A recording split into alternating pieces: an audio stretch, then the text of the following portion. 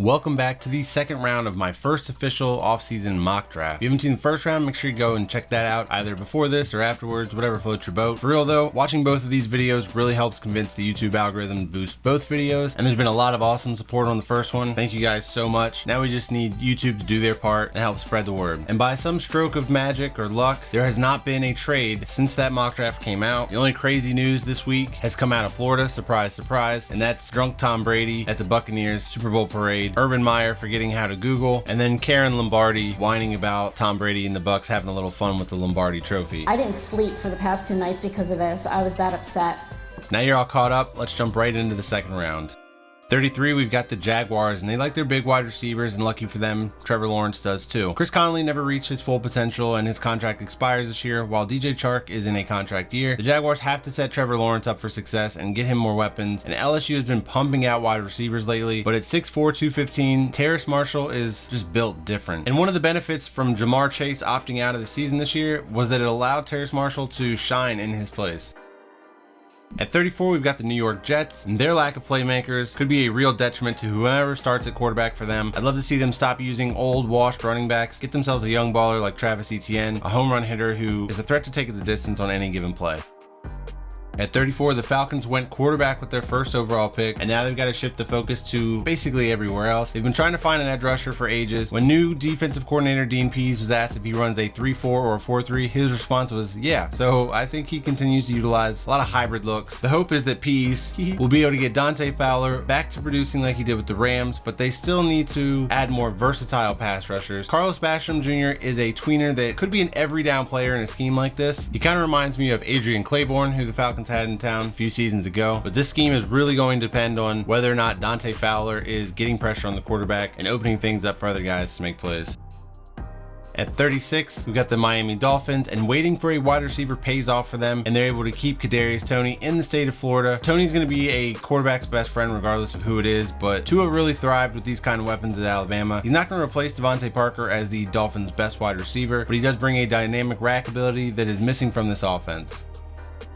At 37, the Eagles have to address the linebacker position at some point, right? I mean, seriously, I'll keep projecting one until it finally happens. North Carolina's Chaz Surratt is a former quarterback who plays the linebacker position like a former quarterback, going through progressions and sees the field really well. He is still learning the position though, but that means that he has got his best football ahead of him. At 38, the Bengals still need to re-sign William Jackson, and even then, cornerback is going to be a big need for them. Georgia's Eric Stokes is a battle-tested veteran. His ceiling isn't as high as his freak athlete teammate Tyson Campbell, but his floor is much higher also, and that's really what the Bengals need opposite of William Jackson. At 39, the Panthers need to get their offensive line set up for the future. Michigan's offensive tackle Jalen Mayfield is one of the more intriguing players of the position due to the brute strength he possesses at such a young age. He's got the size and athleticism to play tackle or guard. I think he's just another high ceiling guy here.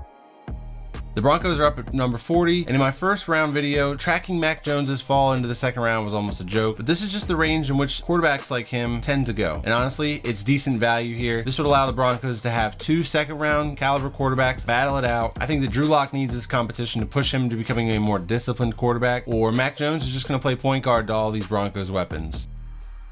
At 41, the Lions are up, and we went with the wide receiver luxury pick in the first for the Lions, and now let's build a defense that's going to hit you in the kneecaps, like head coach Dan Campbell said. Joseph Asai brings that kind of motor and intensity while also adding some versatility to the hybrid scheme that defensive coordinator Aaron Glenn will be running early on.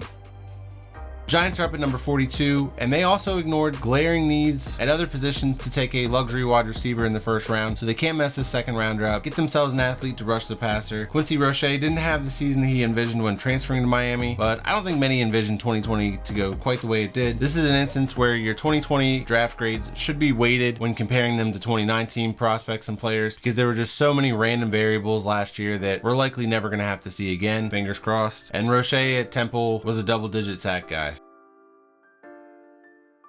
At 43, we got the 49ers, and they need a shake-up along the offensive line. Assuming that Trent Williams is tagged or re-signed, they're still going to need more consistency along the interior. Weston Richburg has not been providing that, and Creed Humphrey could step in from day one if they choose to drop Richburg's rich contract, saving $8 million as a post-June 1st cut. At 44, we got the Dallas Cowboys. They went with cornerback early on in the first, and much like the Eagles with linebacker, eventually they've got to address the safety position. I feel like the last of a dying breed here, but I still really like Oregon's Javon Holland as a ball-hawking free safety, even though it seems like a lot of other people have soured on him. It's likely the Cowboys will add a veteran in free agency, but I'd still like to see a quality prospect added through the draft. Alright, let's start to run through these faster than Urban Meyer going through his new staff background checks. Here I've got the Jaguars using this pick to select Ohio State cornerback Shaun Wade. Fills a need for them and distracts from the current story surrounding the team because you got Urban Meyer going back to Ohio State and grabbing a player that he probably knows pretty well. At 46, we've got the New England Patriots, and you can add this team and their positional need of quarterback to the list of just throwing prospects at a wall until they stick. Kyle Trask could be the future while the Patriots use another bridge quarterback in 2021. Plus, this would keep Kyle squared together from Florida, and we'll never have to know who actually carried whom at Florida. I'm low-key rooting for this situation to play out, but either way, I think that Kyle Trask and the Patriots feel like a perfect marriage. At 47, the Chargers could go a variety of directions, but I assume new head coach Brandon Staley will want a cornerback in the mold of Jalen Ramsey. Those aren't so easy to find, but Tyson Campbell might remind Chargers fans of Antonio Cromartie, minus, the 12 kids by 11 women thing. At 48, we've got the Raiders, and they got that grade A meat for the middle of their defense in the first. Now let's get some for the offensive side of the ball, and yet another Alabama player, Landon Dickerson. Although this is some frozen grade A beef, Dickerson is on ice because he tore his ACL in the SEC title game and won't be ready to start the season, but he's really good value here. Sets the Raiders up with a versatile offensive lineman for the future to take care of one of the 3 aging guys they've got along the interior.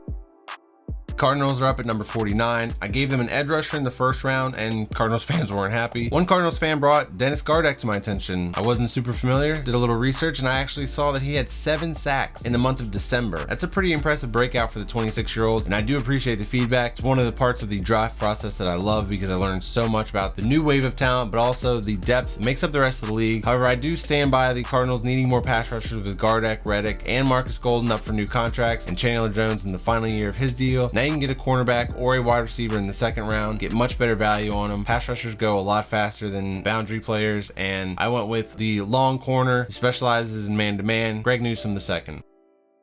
At pick number 50, we've got the Dolphins, and they have addressed offensive line, defensive line, and wide receiver. Now they can take a luxury pick in Bama running back Najee Harris, reuniting him with Tua as a semi-apology for him being caught in the crosshairs of the Deshaun Watson trade rumors. At 51, we've got Washington. I went wide receiver in the first for them, and in the second, they can continue to help whomever starts a quarterback for them. Trent Williams' shoes haven't been filled, and it's a pipe dream to think you're going to find someone of that caliber at this point in the draft, but I do know that you can't expect Cornelius Lucas to be a 16-game starter for you. Notre Dame's Liam Eichenberg is a day 1 starter at left tackle for this team. At 52, we've got the Chicago Bears, and speaking of big shoes to fill, Allen Robinson is going to be very hard for this team to replace when he eventually leaves in free agency. We still don't know who the starting quarterback is going to be for the Bears, but Tylan Wallace will make his job easier with his ability to win contested catches despite his smaller frame. At 53, we've got the Tennessee Titans, and I had Micah Parsons falling to the Titans in the first round due to the uncertainty surrounding the lawsuit that he was named in by former Penn State defensive back Isaiah Humphries. Luke L. brought this to my attention in the comments, appreciate that, man, and let me know that this was a accusation. I thought it was just hazing, but upon further research, turns out that hazing was probably the phrasing that some PR person used to soften the blow for Penn State. I felt like 22 was a far enough fall for this guy, but this dude might fall all the way out of the first when the draft process enters slander season and all of this negativity and stuff resurfaces for these prospects. Either way, my plan was to double down with the Titans' defensive help and get a true edge rusher that fits in a 3-4 scheme, such as Washington's Joe Tryon. At 54, the Colts might use these first couple picks to try and salvage the career of Carson Wentz, but if not, I have them staying true to their draft philosophy, building from the trenches. They went offensive tackle in the first, now I've got them going edge in Patrick Jones II. He's a perfect fit for this defensive scheme and will provide a future after Justin Houston.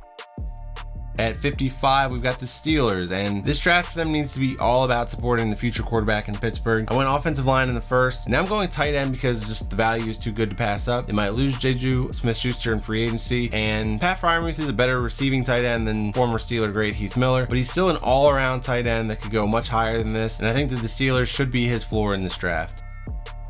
At 56, the Seahawks are up, and they don't have a first rounder after spending it on Jamal Adams, but their secondary still needs to be addressed. Efeatu Melifonwu was one of the more exciting prospects in this class. You might recognize his last name, and it's because he's the little brother to former UConn safety and Combine legend Obi Melifonwu. I don't know if that qualifies Efeatu as having NFL bloodlines because his brother was a bust, but Efeatu seems to have sacrificed maybe a little athleticism for a better head on his shoulders. He's got much better awareness than his older brother, but yet is still put in a similar massive frame for the position.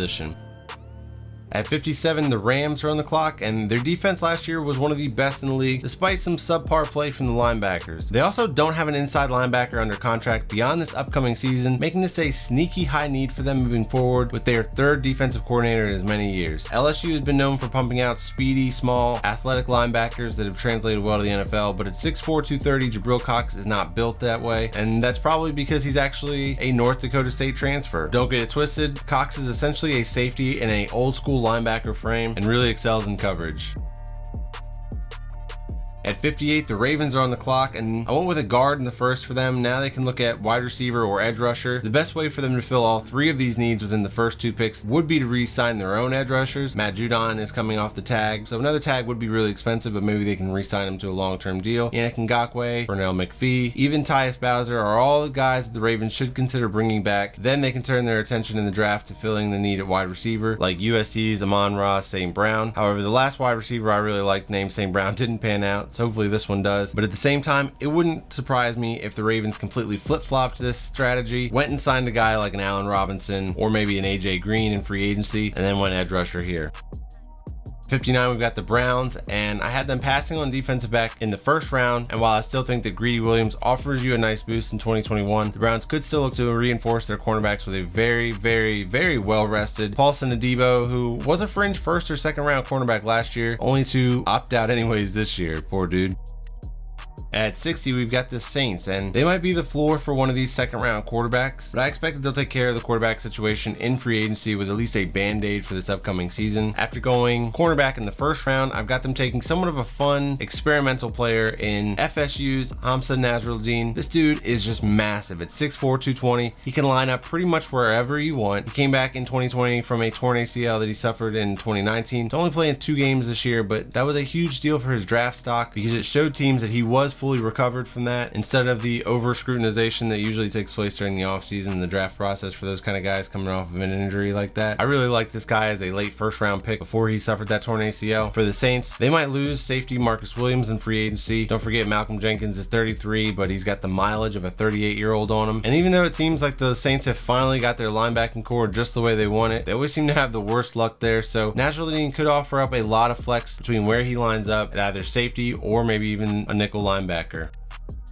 At 61, we've got the Buffalo Bills. They went offensive line in the first based on a comment by Sean McDermott, but cornerback is probably their biggest need. There are a lot of cornerbacks going in this mock, so they might not have to reach on fellow New Yorker Trill Williams, or maybe they'll want to. He is a super athletic, long cornerback that was playing in the slot for some reason at Syracuse, even though it's pretty obvious his skill set is best suited to play outside, and the Bills have to find something with a similar profile to play opposite of Tre'Davious White. This duo could end up forming the nickname of the law firm of Trey and Trill. Alright, I'm getting ahead of myself. Let's move on.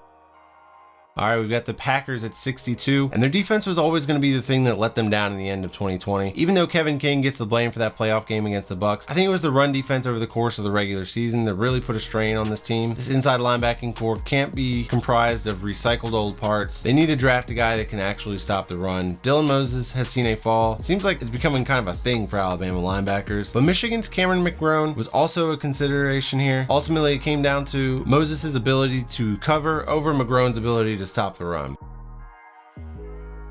All right, the Chiefs are up at 63. I passed on an offensive lineman in the first in favor of a linebacker, and that's because the offensive line depth should still be there late in the second, while a linebacker kind of shrivels up quickly. Clemson's Jackson Carman has guard size at 6'5", 340, maybe more, but he does move like a tackle. He'd offer the Chiefs what they need as a stopgap offensive tackle while Eric Fisher recovers from that injury, and then also providing them with the flex to move inside to guard eventually. And then finally at 64, the Super Bowl champion Tampa Bay Buccaneers. I gave the Buccaneers true Super Bowl MVP, a new toy to play with in Zaven Collins in the first, but I want to continue to bolster the defense in case money talks, and they lose more pieces to free agency than they truly wanted to admit during the Super Bowl parade. Who can blame them, right? Of those potential pieces, Ndamukong Suh could be the hardest to replace, but if we ignore the 2020 version of Marvin Wilson, I think that he would be a steal at the end of the second. Honestly, I think that he's being graded way too harshly for being out of shape this year. You guys know how hard it is for a man of that size to work out in a mask. That's going to do it for my second round. Hopefully we get some kind of wild and crazy trades here coming up soon. It seems like Carson Wentz might be the next one on deck. And let me just say, I'm a big fan of him going to the Colts, not a fan of him going to the Bears, but I'll save all of those takes for the mock draft that I have following that transaction taking place whenever it may happen. I appreciate you guys watching this, staying to the end. Make sure you hit like button on both of these videos for my first and second round mock draft, and I will see you all in the next video.